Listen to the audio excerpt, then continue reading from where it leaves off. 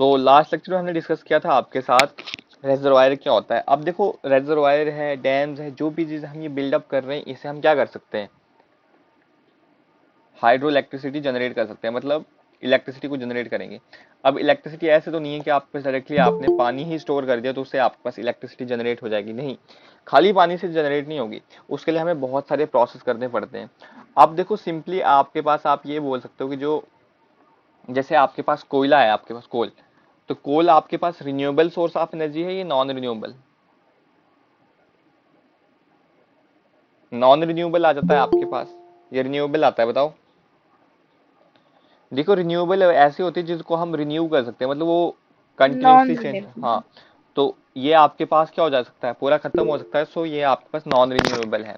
अगर ये non renewable है आपके पास, तो कुछ टाइम के बाद तो आपके पास, अगर हम इसको सस्टेन डेवलपमेंट नहीं करेंगे, आपके पास ये तो खत्म हो जाएगा, तो फिर बिजली कैसे आएगी। तो इसी के पर्पज के लिए हम हाइड्रो इलेक्ट्रिसिटी को जनरेट करवाते हैं। मैक्सिमम अभी भी कोल से ही बन रही है, बट कुछ तो परसेंटेज जो है आपके पास अभी हम वाटर से डेवलप कर रहे हैं, तो इसीलिए हम हाइड्रो इलेक्ट्रिसिटी को जनरेट करते हैं। और वही यहाँ पे लिख रखा कि इसको हम क्या बोलते हैं, रिन्यूएबल एनर्जी बोल देते हैं। अब हाइड्रो इलेक्ट्रिसिटी में क्या होता है, मैंने आपको पहले भी बता रखा, आपका जब रिवर फ्लो करता है आपके पास, तो उसमें कौन सी एनर्जी होती है, काइनेटिक एनर्जी होती है आपके पास।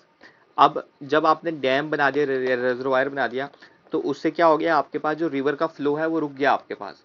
तो energy stored bye a body at rest, या मतलब जब आपके पास वो स्टोर केस में है, तो उस टाइम कौन सी एनर्जी आ जाती है बॉडी में, पोटेंशियल एनर्जी। पोटेंशियल। ठीक है। अब हमने फिर इस पोटेंशियल एनर्जी को किस में कन्वर्ट करना है, काइनेटिक एनर्जी में। फिर ये काइनेटिक एनर्जी आपके पास मैकेनिकल एनर्जी में कन्वर्ट होगी, और देन आपके पास ये इलेक्ट्रिक एनर्जी में आपके पास कन्वर्ट होगी।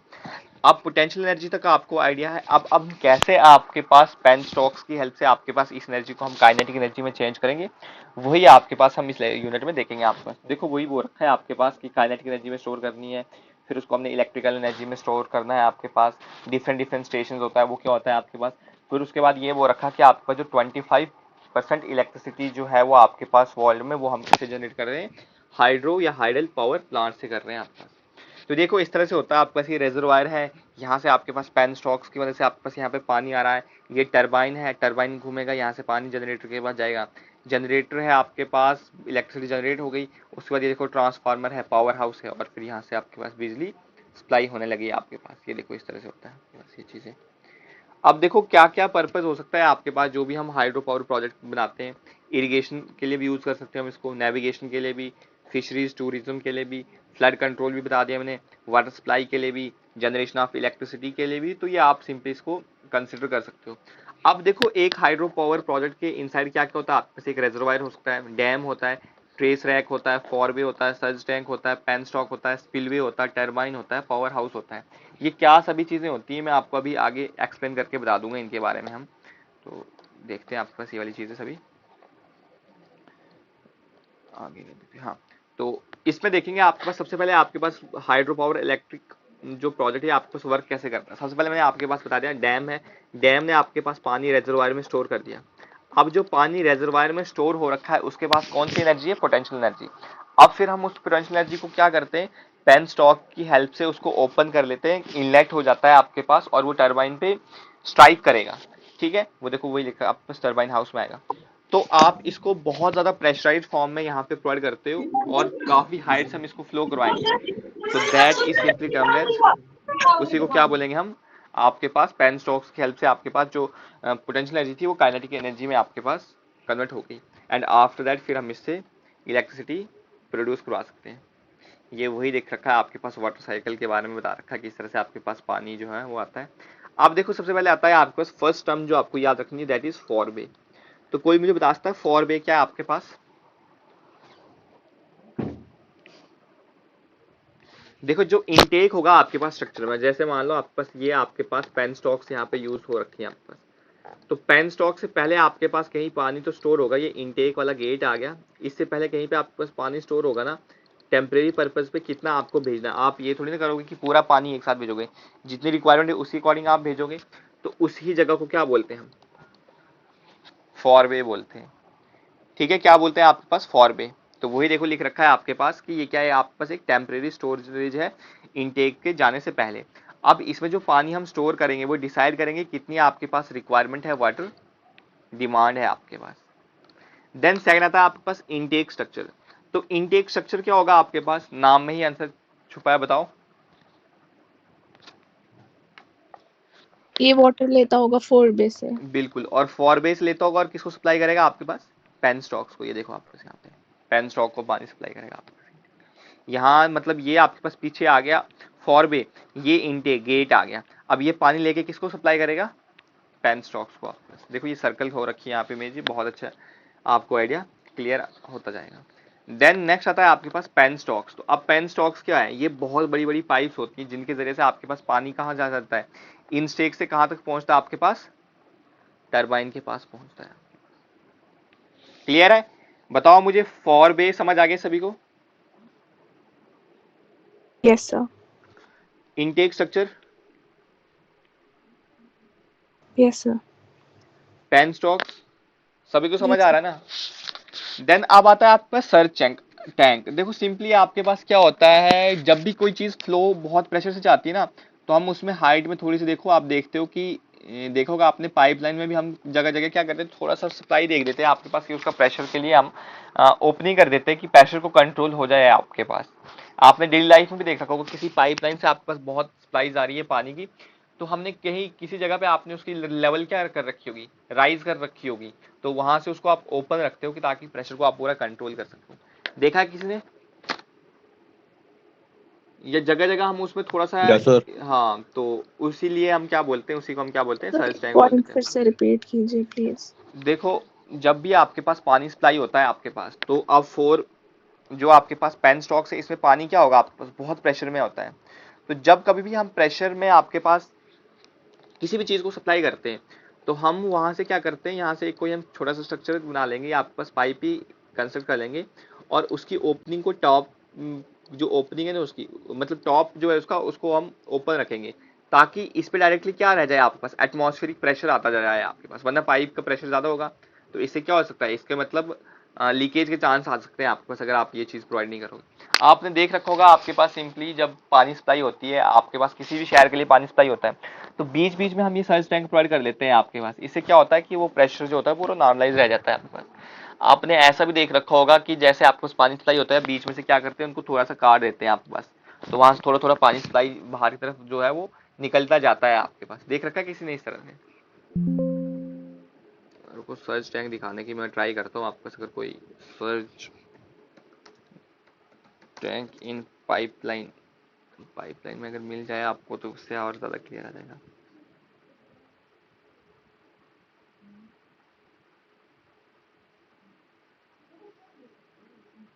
Search tank, search tank, search tank, small opening या सिंपली ओपनिंग इन पाइपलाइन दिखाते हैं, कहीं भी मिल जाए आपको। ये देखो ऐसे जैसे आपके पास ये वाला आता है, देखो ये हमने थोड़ा ऊपर यहाँ पे लेवल राइज कर रखी है, किसके लिए कर रखी है हमने ये, ताकि इसका प्रेशर नॉर्मलाइज हो जाए आपके पास।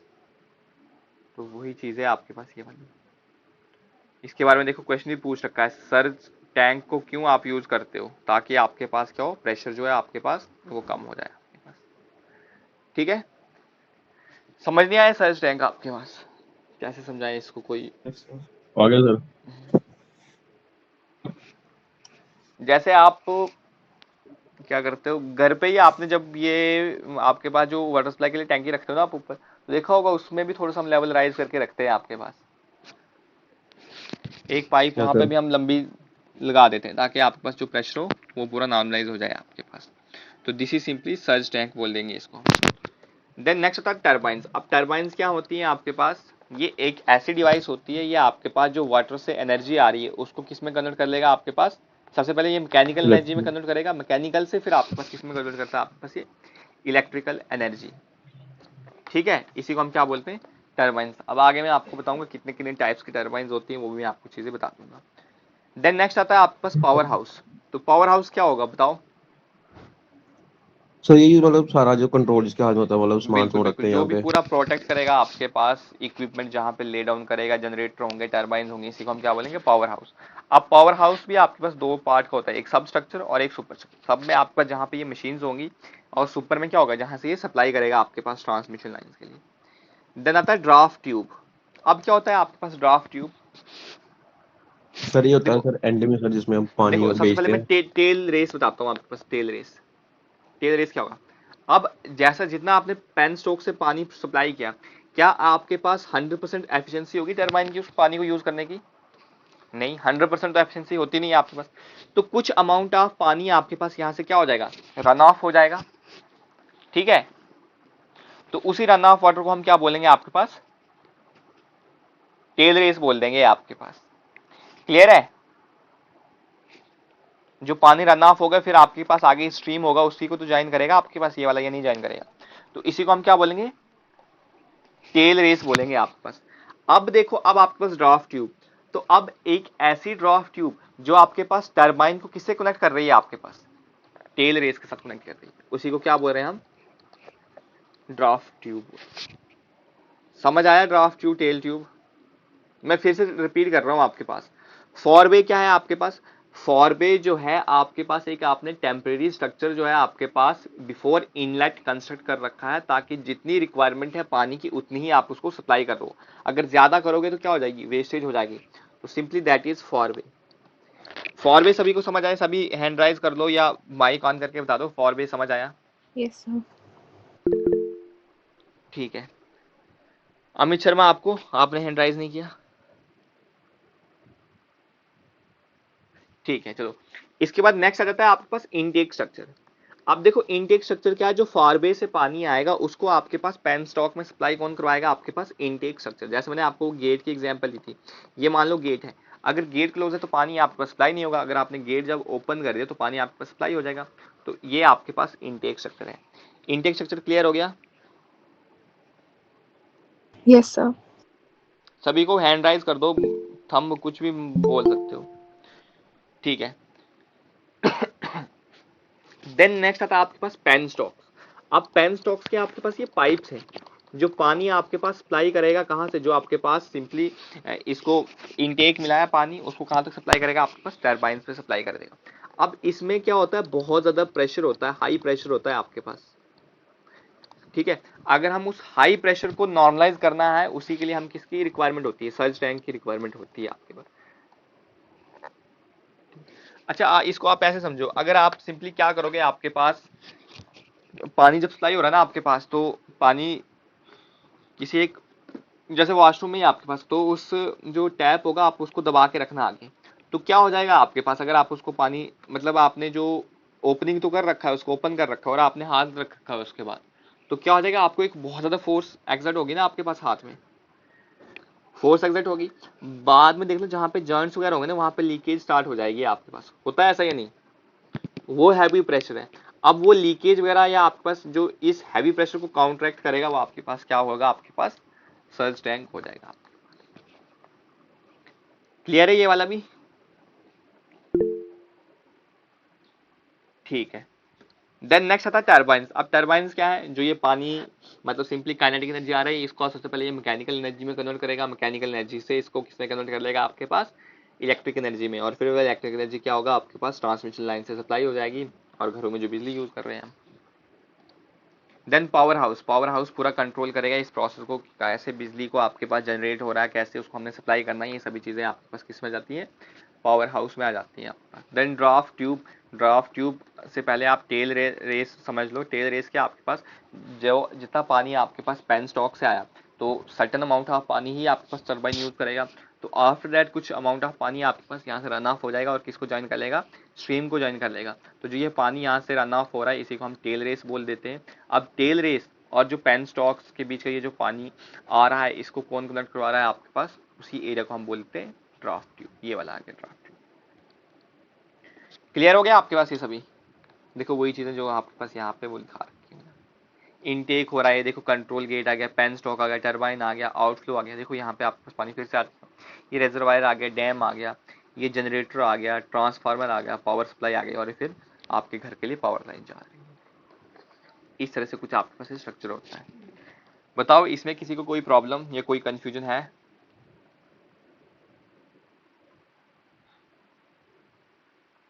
बताओ, समझ आ गया? अमित शर्मा आप बताओ, समझ आया? Divyansh, yes sir. Vishal, yes sir. Surge tank को रिपीट करवाते हैं आपके पास। सर्ज टैंक यार कैसे हो जाए सर्ज टैंक का आपको, चलो ट्राई करता हूँ मैं। देखो पानी सप्लाई करता है, तो यहाँ पे मैंने आपको ये कहा कि जो पेन स्टॉक्स है ना आपके पास, उसमें बहुत ज़्यादा सप्लाई होगी आपके पास। तो अगर किसी चीज़ में आपके पास बहुत ज़्यादा सप्लाई होती है, आपके पास प्रेशर होता है, तो उसको टूटने के चांसेस हो जाते हैं। आपके पास पाइप ये क्या हो जाएंगे, आपके पास फट जाएंगे आपके पास, या कहीं से लीकेज स्टार्ट हो जाएगा आपके पास। तो क्या आप चाहोगे कि ये इन पाइप्स में आपके पास लीकेज आए, नहीं आए?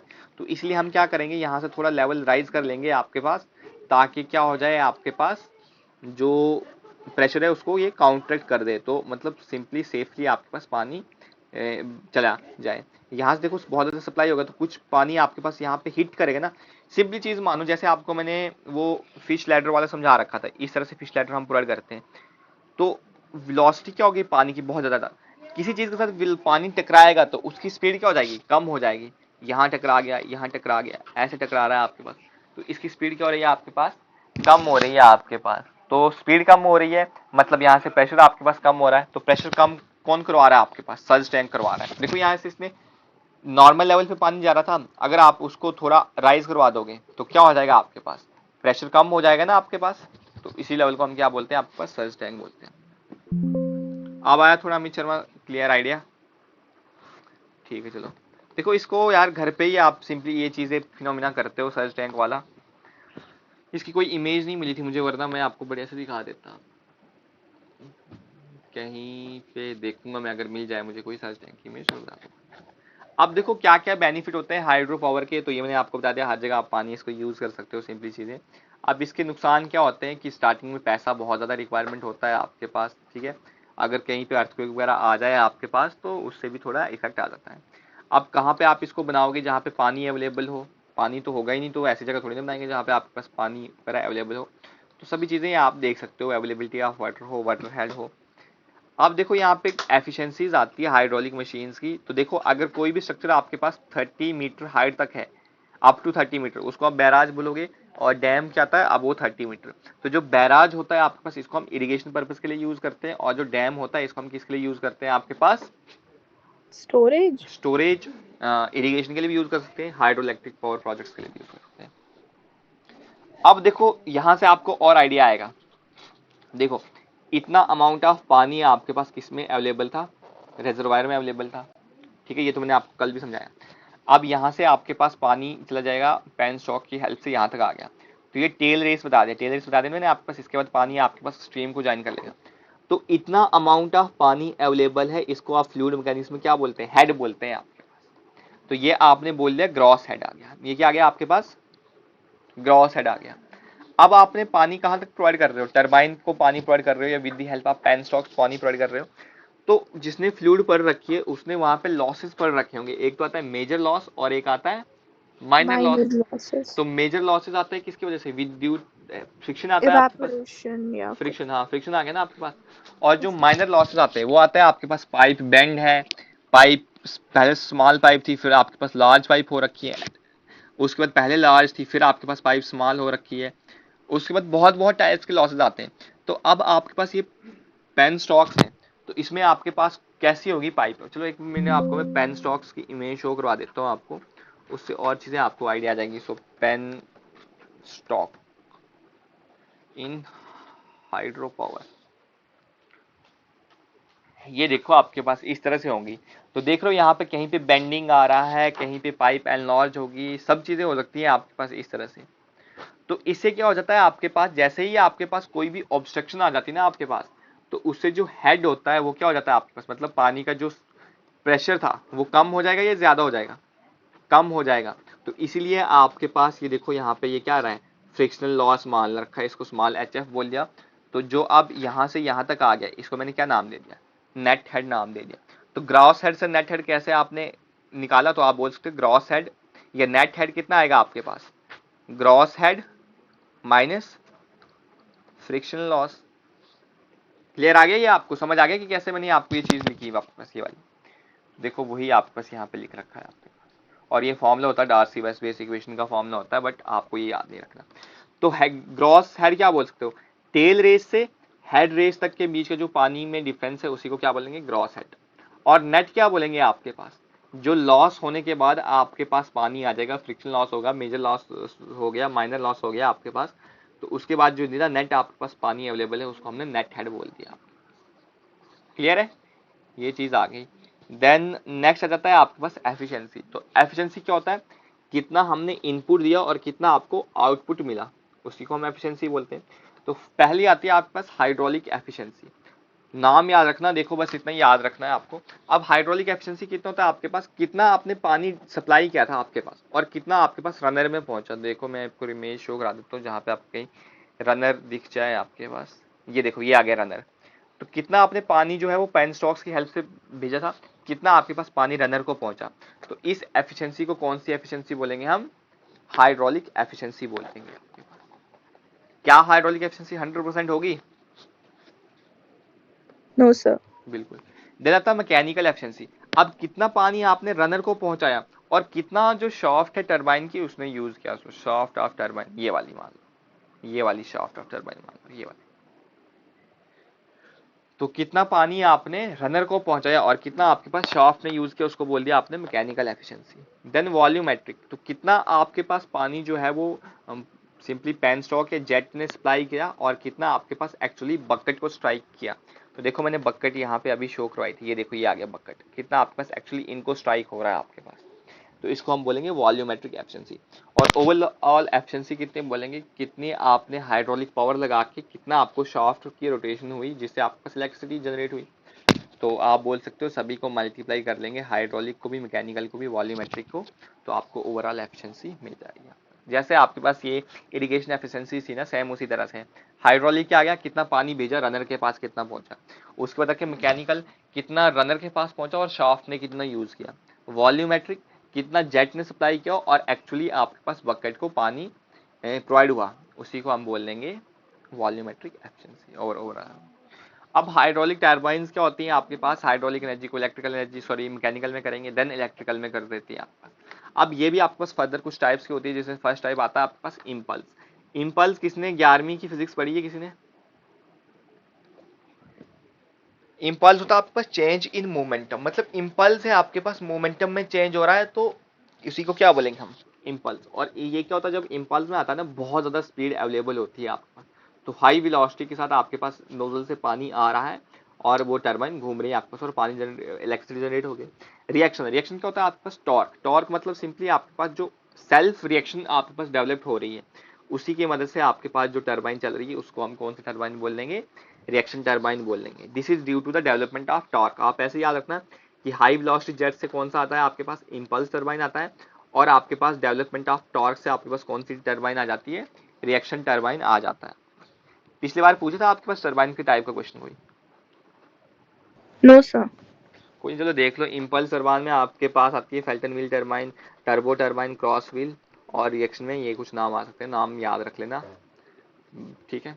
उसके बाद ये चीज़ इंपॉर्टेंट होती है आपके पास की जो फेल्टन व्हील टरबाइन है कौन सी है, इंपल्स, फ्रेंचिस रिएक्शन है, कैप्लन कौन सी आपके पास रिएक्शन है।